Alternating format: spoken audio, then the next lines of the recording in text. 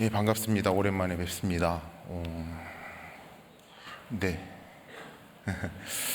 뭐 반가운 얼굴로 계시는 분들도 계시지만 아침이지만 이렇게 인상 쓰고 계시면 제가 긴장이 더 돼서 말씀을 잘 못 전할 것 같습니다. 더 웃어주시고, 네, 예, 좋습니다. 감사합니다. 저는 사실 뭐 강사라는 마음으로 이 자리에 서 있지는 않습니다. 왜냐하면 제가 이렇게 강사라는 그 이야기를 들었을 때 그런 생각이 들더라고요. 저는 그냥 이 자리에 올 때 그냥 오랫동안 외출했다 돌아온 그런 마음으로 사실 왔어요. 몇 분이 놀라시는데 다시 돌아오는 거 아닌가, 그런 일은 없고요. 하여튼 그런 마음으로 왔다라는 것을 말씀을 드리는 겁니다. 너무나 좋고 여러분들을 뵈니까 너무나 반갑고 좋습니다.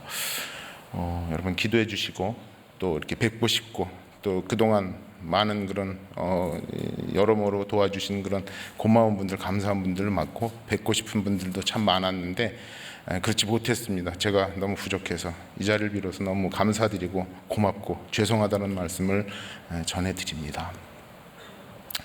얼마 전에 있었던 일이에요.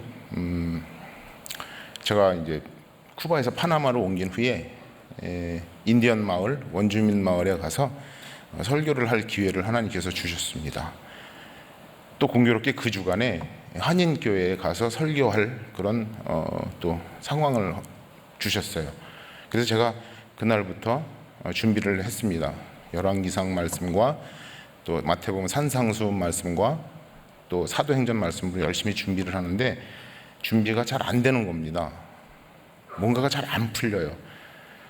사실 제가 한국말로 설교를 잘 못하는데 사실 스페인어로 해야 된다는 게 사실 저로서는 부담이에요. 왜냐하면 아직까지 제가 완벽하지 않습니다. 여러분 옛날 그 외국 선교사가 와서 한국말로 뭐 이렇게 하는 거 여러분 보셨잖아요. 그 정도 수준일 거예요. 또 하여튼간 여러모로 좀 상황이 안 풀렸습니다. 그래서 준비하다 말고 제가 모든 걸 덮었어요. 덮고 하나님 앞에 푸념을 하기 시작했습니다. 묵상도 아닌 것이, 기도도 아닌 것이, 하여튼 눈을 감고 이렇게 있는데 제 마음 가운데 하나님께서 그런 마음으로 물어보시는 것 같아요. 뭐라고 그러시는 것 같으냐면, 너 설교 시작한 지 얼마 정도 됐지? 이런 말씀을 주시는 것 같아요. 뭐 어른들도 많이 계시지만 그냥 제 마음 가운데 꽤 됐죠. 이런 대답을 했어요, 혼자. 목사 안수 언제 받았지? 그것도 뭐 꽤 됐죠.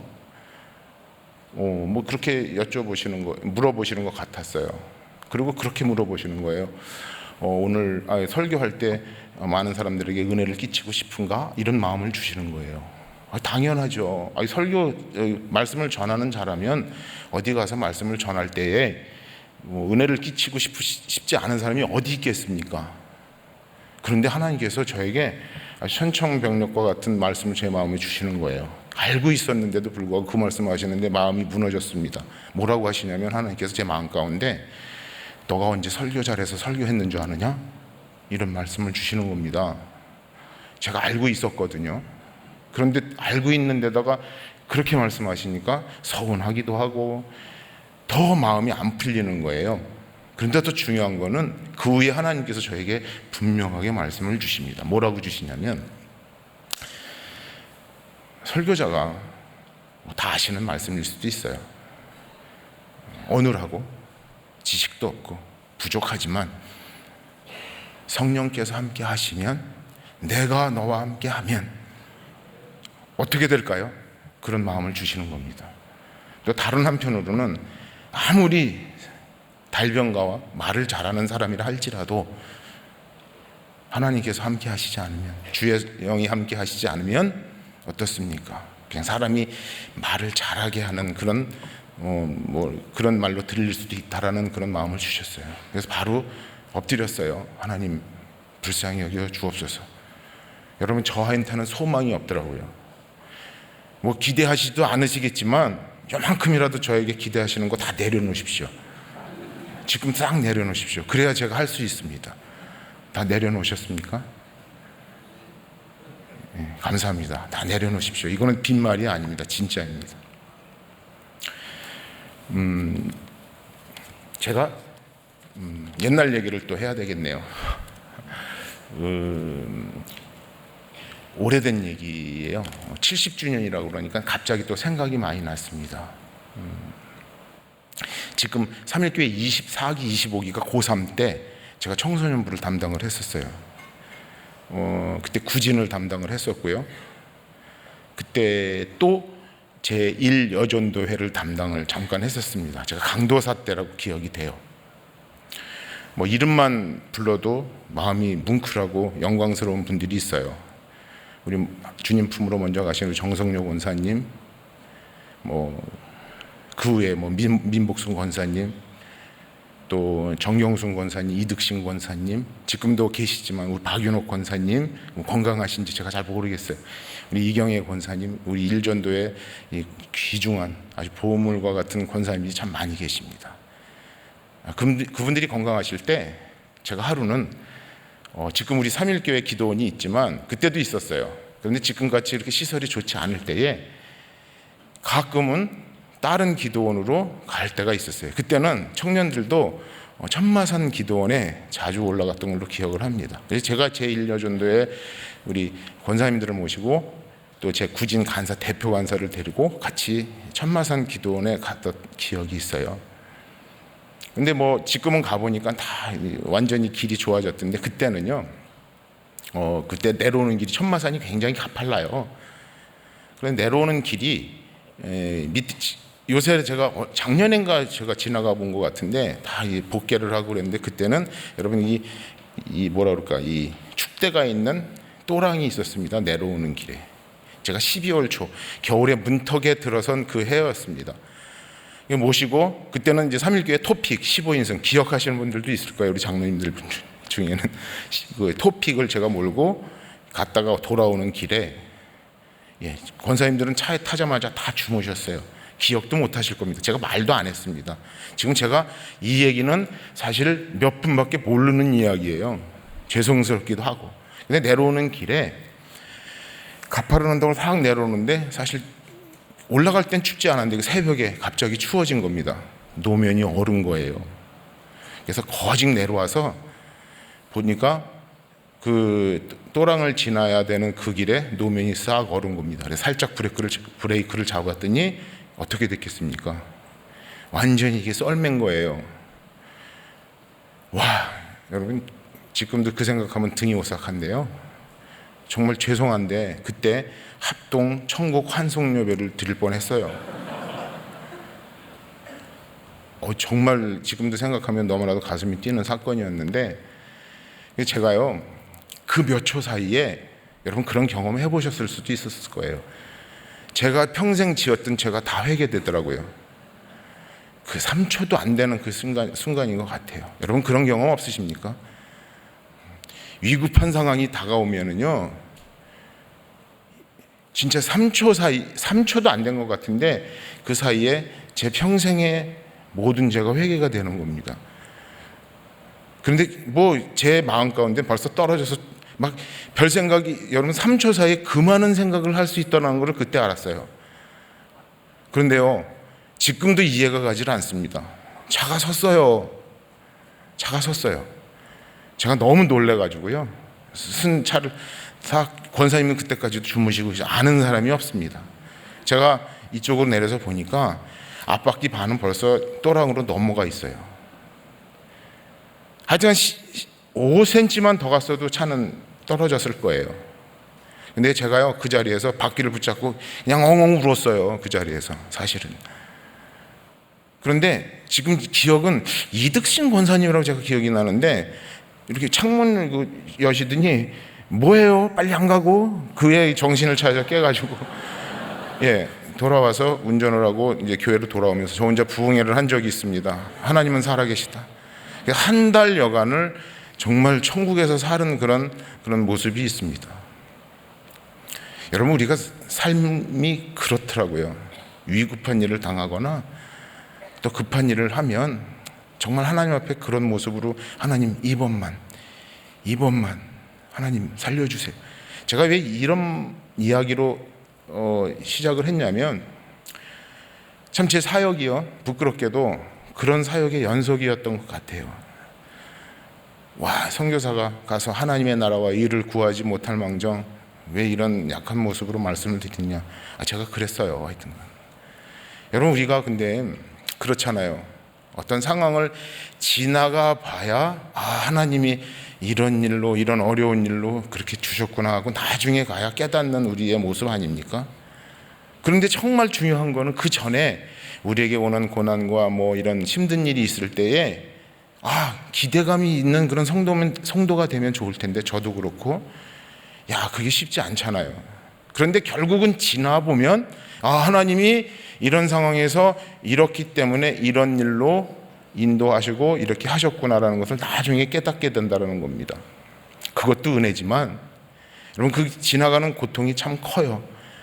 때로는 하나님이 안 계신 것 같고요, 하나님이 나만 미워하시는 것 같고요, 또 내가 기도하는데 중보하는 남의 기도는 들어주시는 것 같은데 꼭 내 기도만은 안 들어주시는 것 같고요.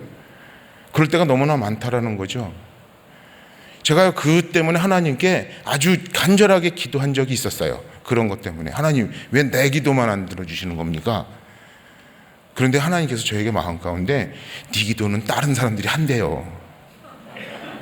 너무 감사한 일 아닙니까? 그런데 지나 보니까 부족한 저에게도 그런 걸로 통하여서 하나님께서 하나하나 이루어가는 과정 속에 계시다는 것을 보게 하신다는 것이죠. 여러분, 권사님 얘기를 제가 했는데 우리 70주년 제가 들어오면서 우리 표를 보면서 그런 생각이 너무 많이 들었습니다. 우리 3.1교회 70주년 너무 감사한 일 아닙니까? 여러분, 70주년이 되기까지 이런 눈물과 정말 헌신으로 섬기셨던 우리 권사님들 이외에 많은 분들, 제가 생각나는 여러분들이 너무 많잖아요.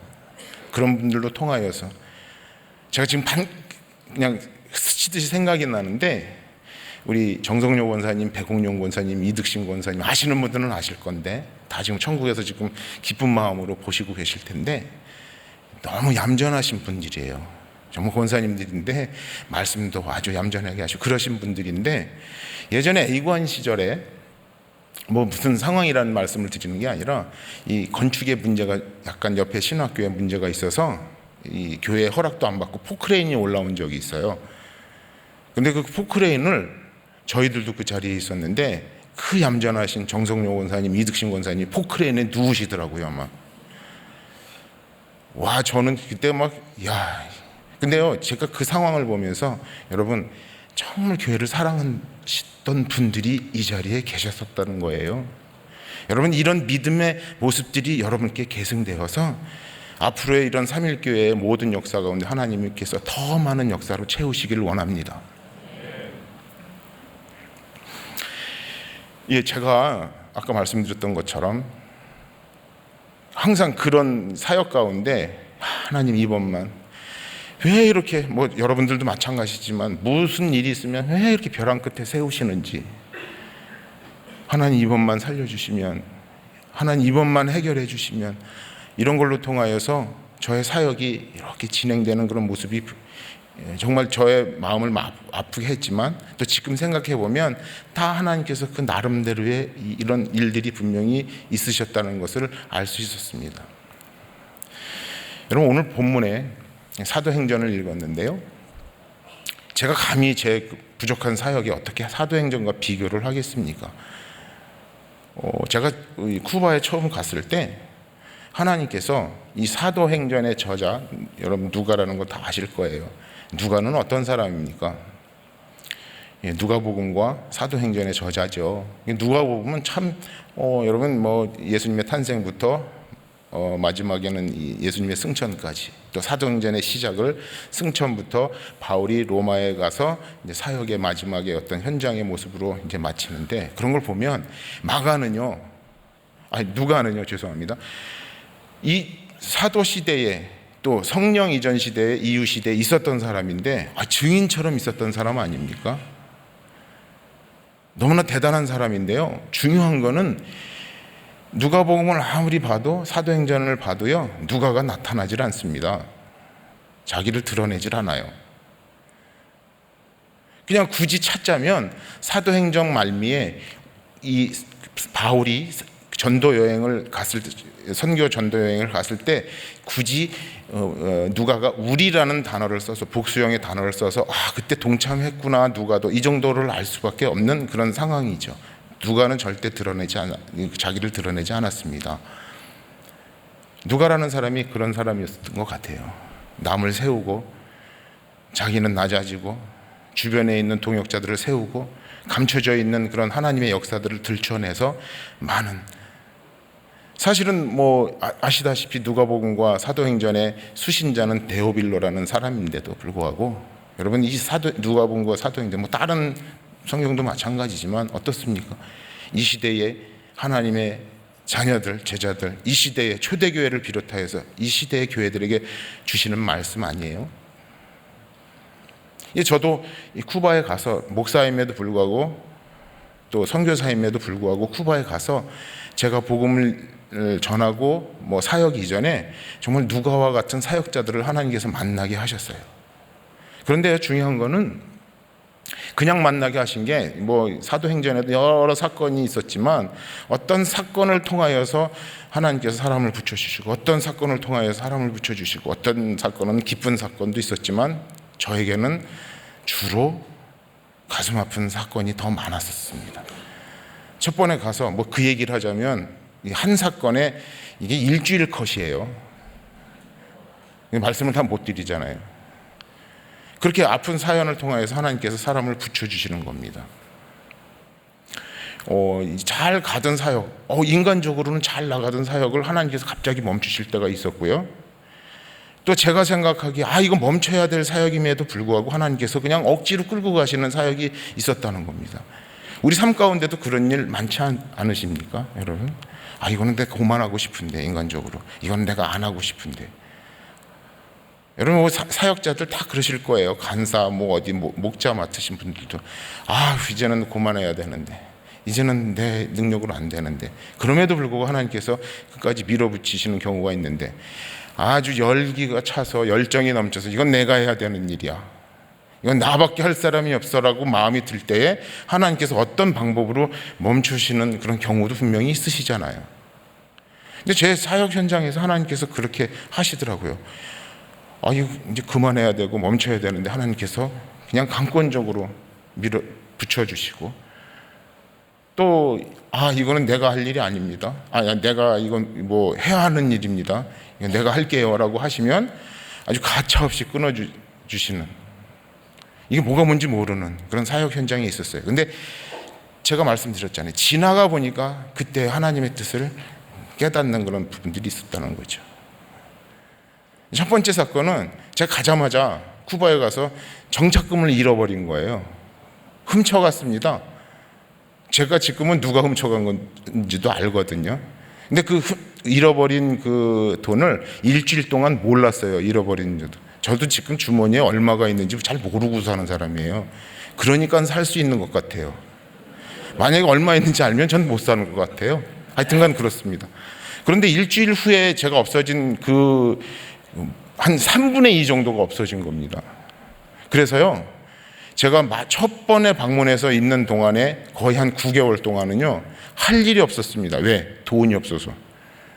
그냥 딱 하나님께서 그것만 남기신 거예요. 비자 유지할 비용, 밥 먹는 비용, 가끔 일주일에 사람 만나서 커피 한 잔 마실 수 있는 비용, 요 정도 비용만 남기시고 싹 없애셨어요. 그때는 얼마나 원망이 되는지, 하나님 이게 뭡니까? 제가 놀러 왔습니까? 그러면서 지냈는데요, 그때 9개월 동안 할 일이 없어서 제가 비자 유지하기 위해서 학교를 왔다 갔다 했었어야 됐거든요. 한 일이 그저 앉아서 성경 보고요, 꿍얼꿍얼 대면서 할 일이 없어서. 그래서 조그마한 스페인어 그거 공부하는 일 이외에는 할 일이 없었어요. 그래서 제가 그 한 텀을 마치고 한국에 돌아오는데 주머니에 정확하게 집에 도착하니까 한국 돈 1,000원이 남더라고요. 이게 나중에 후에 제가 한참 후에 깨달았어요. 만약에 제가 그걸 잊어먹지 않고 있었다면요, 저는 9개월 동안에 그냥 쿠바에 가만히 앉아 있을 사람이 아니었던 거예요. 그저 여행 다니고 제가 알고 있는 남미, 뭐 볼리비아, 우유니, 뭐 파타고니아, 아르헨티나 저 많이 알거든요. 남미는 그냥 돌아다녔을 거예요. 그 돈 있었으면. 하나님은 아셨던 것 같아요. 제가 9개월 동안요 아주 밥만 먹고 학교만 가고 제가 평생에 그런 생활을 해본 적이 없는 사람이 그렇게 살았습니다.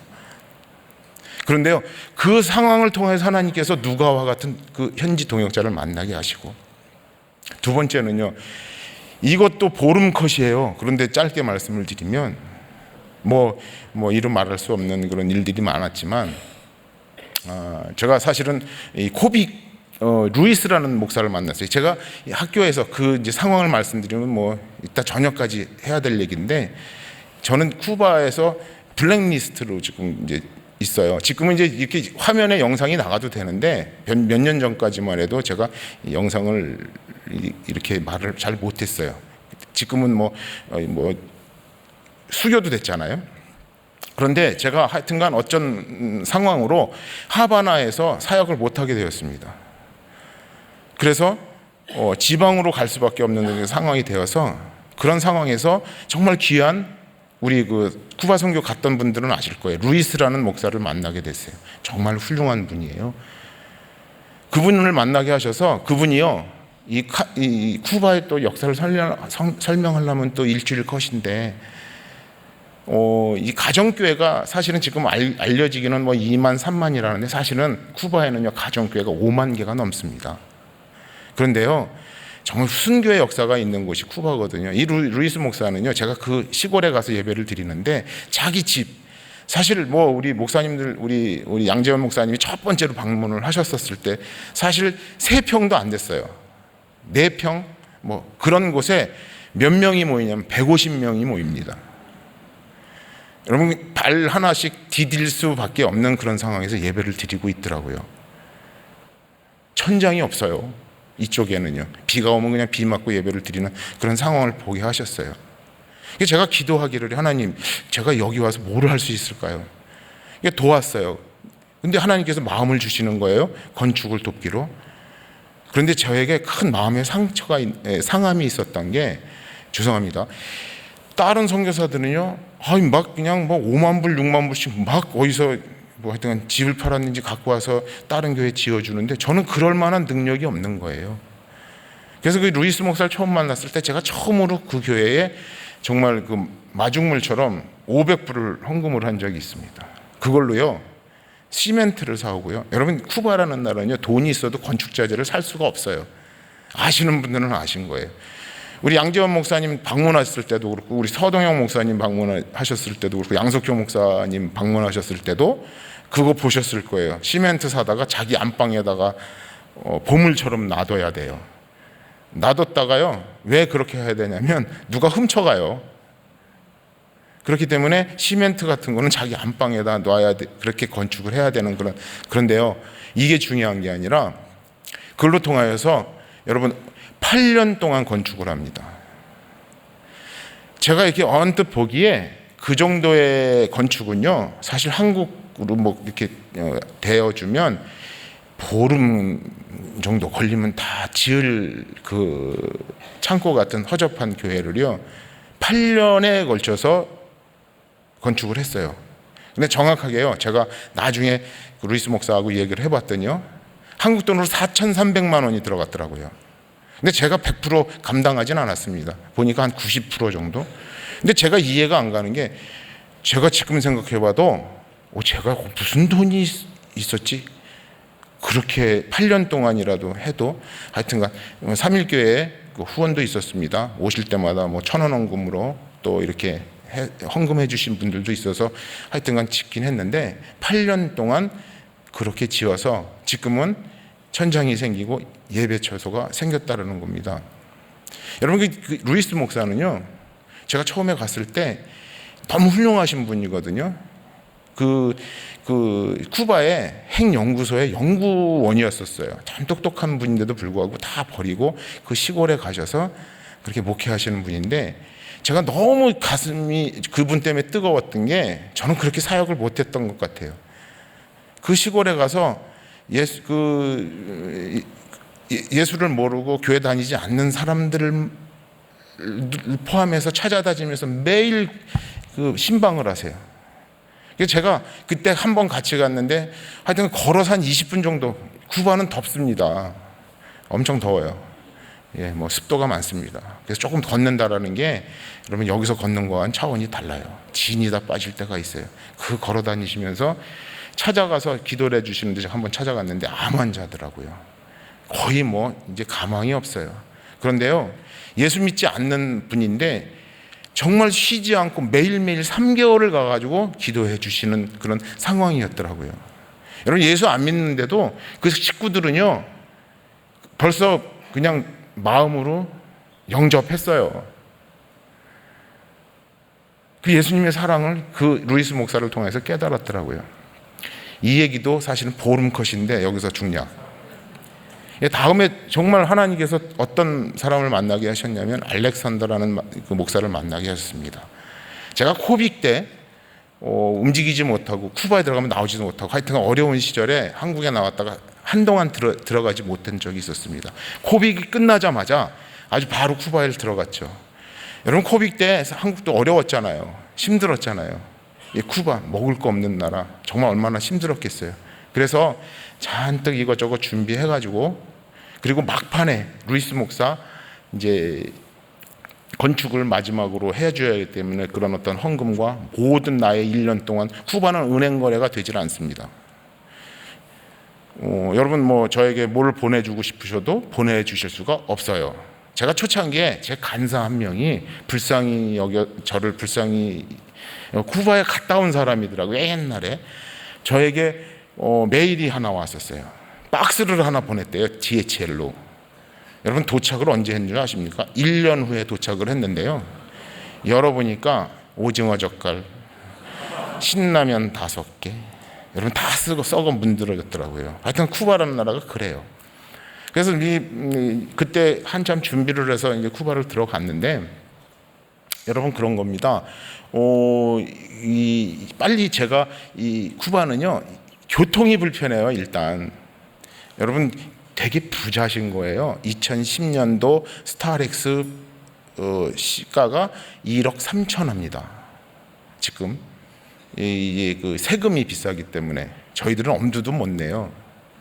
그래서 필요할 때만 차를 빌려서 타고 다녀요. 뭐 짐이 많거나 뭐 어디로 옮길 때마다. 제가 차를 어렵게 빌려서 그 이제 어려운 곳을 도우러 다니기 시작했습니다. 근데 제가 갖고 있던 돈을 빨리 먼저 전달을 해줘야 되는데 동선이 안 맞아서 먼저 멀리 있는, 제가 학교를 세웠던 하바나에서 한 700km 떨어진데, 여러분 우리 2차 때 3차 때인가요? 거기 갔다 오신 분들이 계시죠? 그 갔다 오신 분 중 간증 중에 그런 분이 있더라고요. 자기가 서울서부터 어디 저 지방에 버스를 타고 다니면서 너무 힘들었는데 쿠바 갔다 온 후에 그 길이 너무 쉬워졌다고. 여러분 버스 타고 3,000km 다녔어요. 쿠바에서 우리 성교대원들하고.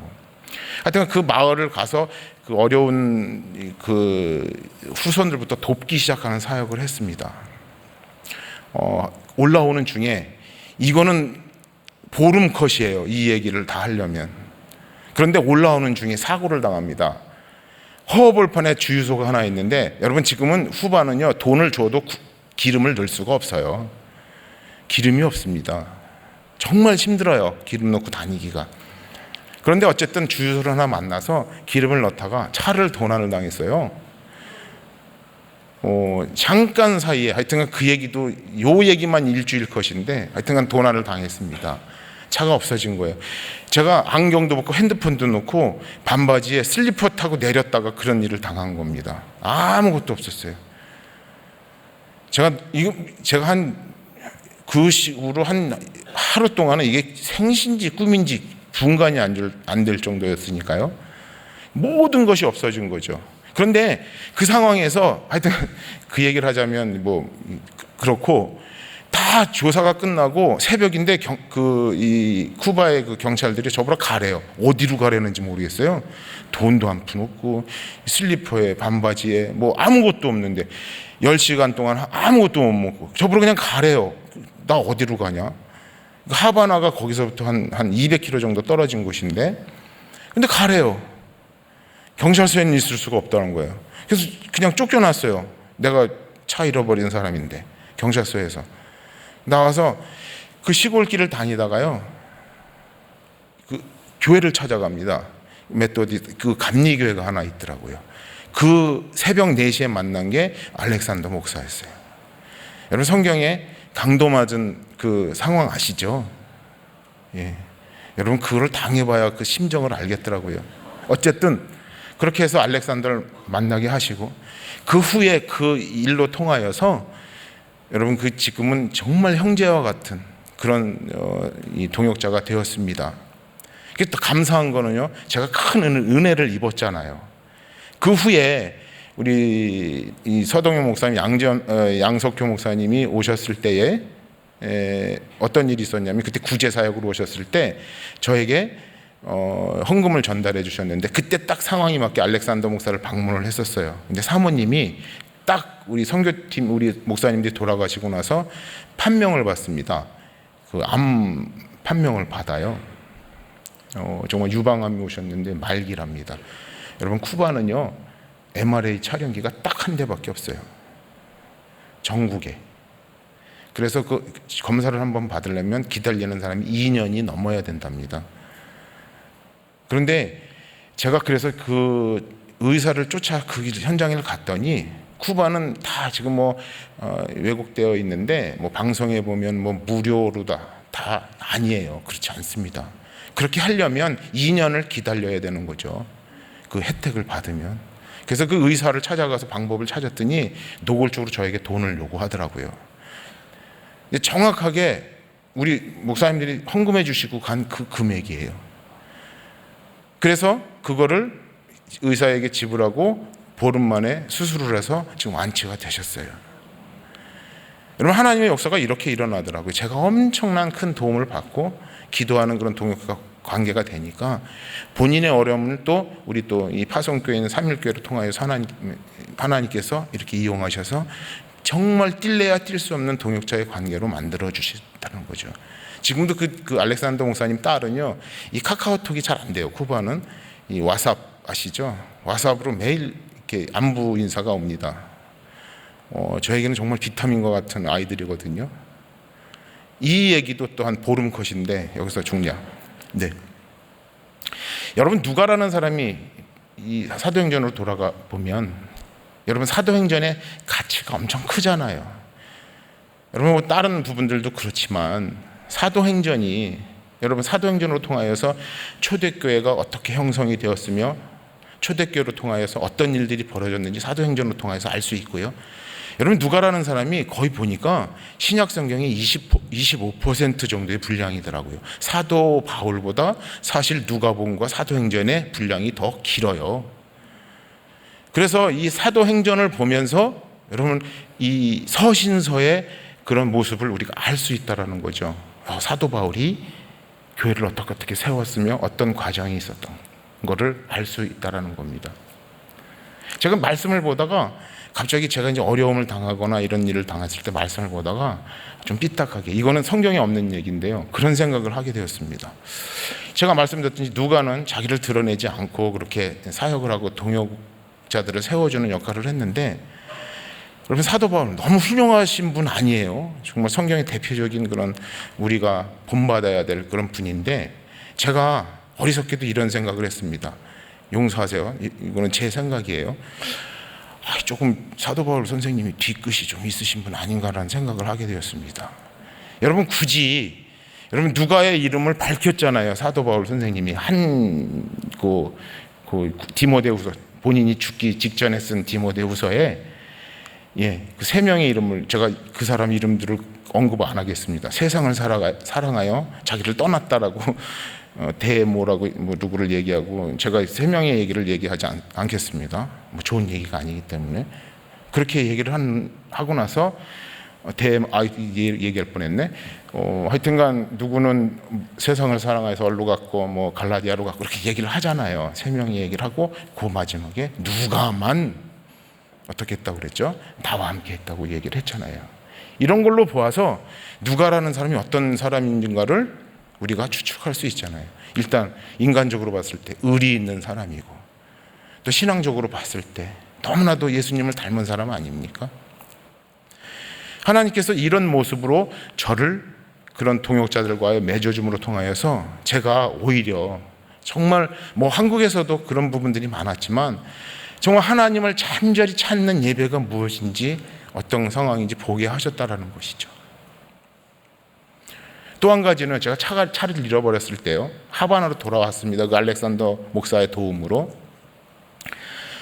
진짜로 일주일 동안요 밥을 안 먹어도, 저는요 한 끼만 안 먹으면 성질이 나는 사람이거든요. 근데 일주일 동안 밥을 안 먹고 물을 안 마셔도 배고프지가 않더라고요. 목이 안 말라요. 그냥 그 방바닥에 그냥 쫙 붙어서 오징어처럼 있었습니다. 움직이기도 싫어요. 그런데 그 상황에서 저를 위로하겠다고 오는 사람들이 많은데 만나기도 싫더라고요. 얘기하기가 싫어요. 일단 그때는 제가 출국 정지를 당해 있는 상태고 제가 그 해결을 해야 되는 상황인데, 여러분 놀라지 마세요. 제가 잃어버린 차가 렌트카에 갔더니 보상액이 17만 8천 불로 나온 겁니다. 여러분 17만 8천 불이면 2억이에요. 2억. 그거를 해결하지 않으면은 이 출국 금지가 풀리지 않는다는 겁니다. 이 얘기 컷도 보름 컷인데 여기서 컷. 뭐 말씀드릴 수 있는 시간이 아니기 때문에. 여러분 그런데요, 중요한 건요, 그게 문제가 아니라 제 마음이 무너진 게 문제였어요. 뭐 해결할 그런 어떤 힘이 안 나는 거예요. 하여튼 그런데요, 중요한 거는요, 제가 그날 어느 밤에 금요일이었어요. 이 그 쿠바의 가정교회는요 까사 데 꿀또라고 해가지고 구역 예배를 드려요. 까사, 여러분 아시죠? 까사 많이 들어보셨죠? 집 꿀또 예배, 까사 데 꿀또라고 그래가지고 이 구역 예배를 드립니다. 근데 제가 방에 있는데 제 그 주인이 집사가 후아나 집사인데, 그 집사가 사람들을 모아놓고 사실 보니까 저를 위해서 중보 기도하고 이제 까사 예배를 드리는데, 열왕기상 18장 19장, 왜 하필이면 그 장을 읽는지, 그 장을 큰 소리로 읽는데 평소에 잘 들리지도 않는 그 성경 구절이요. 와, 그때는 왜 이렇게 잘 들리는지. 열왕기상 여러분 18장 19장 말씀 무슨 말씀인지 아시잖아요. 엘리야가 18장에는 어때요? 엄청난 능력을 행하고 19장에는 이세벨의 그 경고로 통하여서 무서워 도망가는 그런 스토리가 있는 장이잖아요. 와, 그 구절을 읽는데 너무 얄미운 거예요. 뭐 제가 뭐 엘리야를 뭐 비교하자는 건 아닌데, 저도 막 그때는 죽고 싶었거든요. 뭐 다른 이유보다 죽는 게 차라리 낫겠다 이런 마음이 들 정도였으니까. 그런데요, 그 말 가운데 여러분 19장에 넘어가서요 아주 기가 막힌 단어가 제 머릿속에 탁 귀 속에 들려오는 겁니다. 뭐냐면 이세벨이 당장 뭐 내일이면 죽이겠다고 그 경고한 후에 그 엘리야가 죽기를 간구하는 그런 상황 전에요, 엘리야가 뭐라고 기록되어 있냐면요, 이 현상, 이 상황을 보고, 형편을 보고, 한국 성경에는 그렇게 나왔죠. 형편을 보고. 여러분 제가 이 열왕기상 예전에 우리 송 목사님께서 강의한 거를 들은 적이 있어요. 목사님이 설교하시면서 이런 말씀을 하셨어요. 열왕기상 말씀 가운데 이 엘리야가 왜 낙심했냐면 자기가 그 정도로 850대 1로 그렇게 엄청난 일을 하고 3년 반 동안 이슬도 없던 곳에 기도해서 비를 내리게 하고 많은 이적을 일으켰으면 사람이 무서워 떨고 다 도망갔어야 될 터인데, 그 이세벨이라는 여자가 자기를 죽이겠다고 하니까 이거 하나님 이게 아니지 않나요? 라는 그런 생각을 했을 것이라는 그런 얘기를 들은 적이 있고요. 또 목사님은 어떤 말씀을 하셨냐면, 우리의 상황을 보면 두려워 떨 수밖에 없는 그런 상황이 온다. 우리가 어떤 상황에서도 하나님을 바라봐야 한다라는 그런 말씀을 해주셨어요. 그 생각이 나더라고요. 그래서 제가 스페인어 성경을 펴었어요. 그런데요, 참 희한한 게, 여러분 한국은 이 형편을 보고 두려워하였다라는 그 성경 구절에 스페인어에는 뭐라고 설명이 되어 있냐면요, 제가 스페인어 잘한다고 말씀드리는 게 아니에요. 비엔도 pues el peligro 이렇게 되어 있어요. 이 얘기가 무슨 얘기냐면, 비엔도 봤는데 뭐 이 문법이 있고요, 이 펠리그로라는 얘기가 위험하다는 이야기인 거예요. 여러분 제가 그거 보고 너무 깜짝 놀랐어요. 여러분 우리 상황에 아담이요, 선악과를 먹는 그 순간부터 여러분, 인간은요 모든 상황이 다 위험한 거예요. 여러분 잘 기억하세요. 여러분, 인간적으로 생각하기에 기쁜 일과 감사한 일도요, 하나님이 빠지면은요, 하나님을 바라보지 못하면 위험한 일입니다. 뭐냐면 교만해져요. 무너져요. 예, 돈이 많이 벌리잖아요. 인간적으로는 좋잖아요. 상황이 좋잖아요. 그런데 하나님이 빠지면은요, 그걸로 통하여서 무너진다는 그런 인간적 그런 상황을 보여주시는 거예요. 그런데요, 하나님께서는 아무리 어려운 상황이고 힘든 상황이지만 그곳에 하나님이 계시면 하나님이 해결하신다라는 뜻이라는 거죠. 기억하십시오. 여러분, 지금 우리의 모든 상황, 여러분 가정, 직장, 어떤 목장, 여러분이 처해 있는 모든 상황이요, 그곳을 통하여서 하나님을 바라지 못하면 다 위험한 곳이라는 겁니다. 인간적으로 기뻐도 감사해도 좋아도 그것이 여러분 하나님이 안 계시면, 하나님을 바라보지 않으면 넘어지게 되어 있는 우리의 모습이라는 것입니다. 그런데 쓰러져 있어도, 정말 살 소망이 없어도 그곳에 하나님이 계시면 하나님이 해결하시더라는 거죠. 여러분, 그걸 깨달으니까 제가 조금 일어날 힘이 생겼어요. 물도 좀 마시고요. 그런데요, 제가 마음이 무너진 게 뭐냐면, 여러분, 그런 일을 당하니까 제 뒤를 돌아보니까 해놓은 게 아무것도 없는 것 같은 거예요. 야, 쿠바 선교에 몇 년이 됐는데 내가 해놓은 게 아무것도 없는 것 같은 겁니다. 야, 이게 해결할 수 있는 이 컷도 보른 컷인데 컷. 그런데 어쨌든 그런 상황 속에서 여러분, 제가 없는 동안에 이 루이스라는 사람이 제 상황, 그런 마음을 듣고요, 저를 찾아왔는데 제가 안 만나준 거예요. 아예 누가 눈을 두들겨도 대답을 안 했으니까. 여러분, 루이스 목사 가보신 분들은 알아요. 그 루이스 목사 교회를, 우리 선교팀. 이 버스가 교통이 없어요. 거기서 한번 나오려면은요, 어마어마해요. 걸어서 어쩌고. 그런데 제가 그런 상황이 되었다는 걸 듣고요, 여러분, 이 코코넛 있죠. 그걸 올라가서 따서 다 잘라서 빈 병에다가 5병을 쭉 짜가지고 그걸 갖고 왔고요. 그 하루에 빵 하나씩 받는 배급 며칠치를 모아서 갖고 왔고, 문에다 놓고 갔고요. 여러분, 루이스 목사가요, 사례비가 7불이에요. 제가 매달 지금은 50불씩을 돕고 있는데, 여러분 7불이에요. 10,000원이에요. 사육비가. 그런데 그 빵 밑에 100불짜리가 하나 놓여 있더라고요. 여러분, 그 사람한테 100불은요,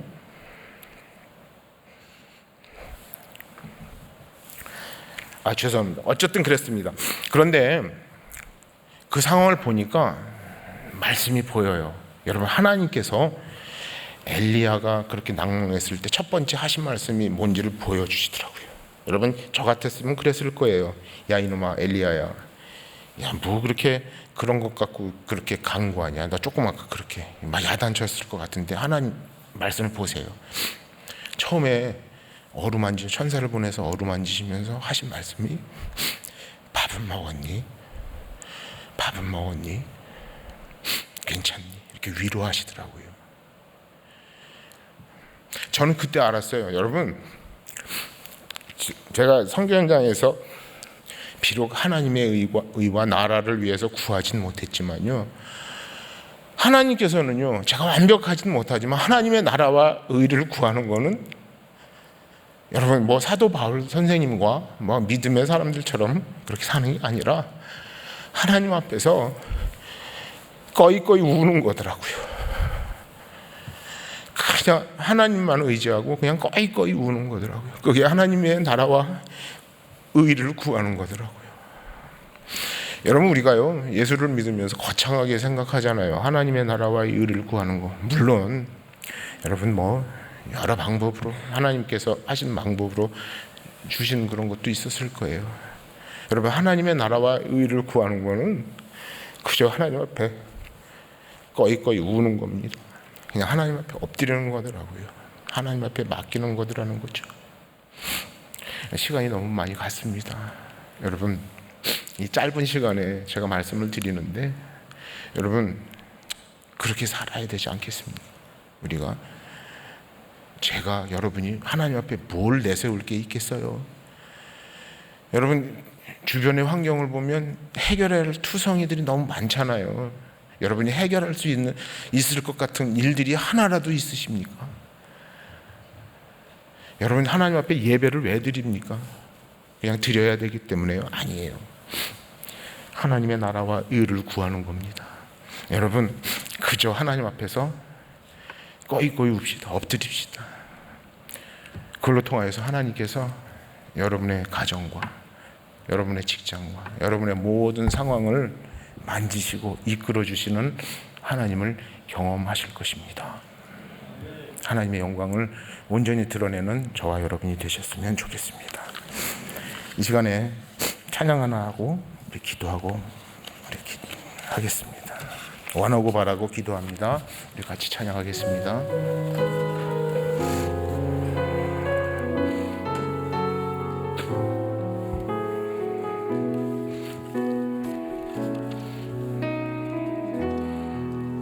이 세상을 살아가는 동안에 이 세상을 살아가는 동안에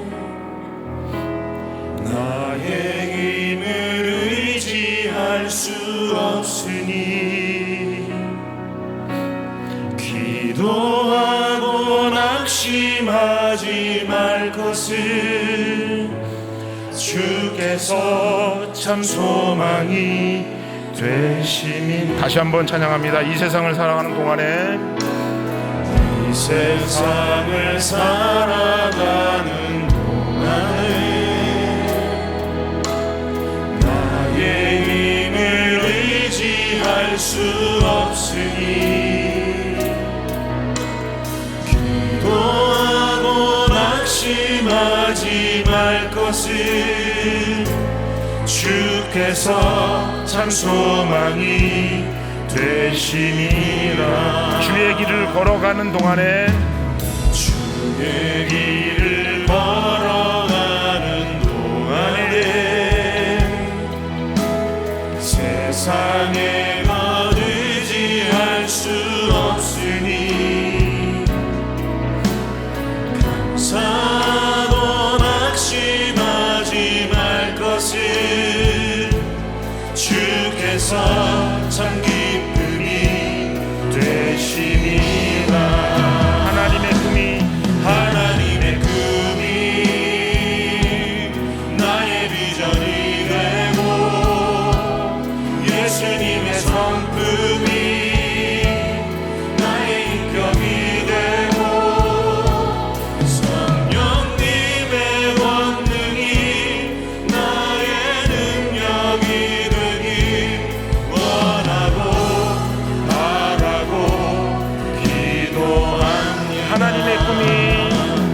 하나님의 꿈이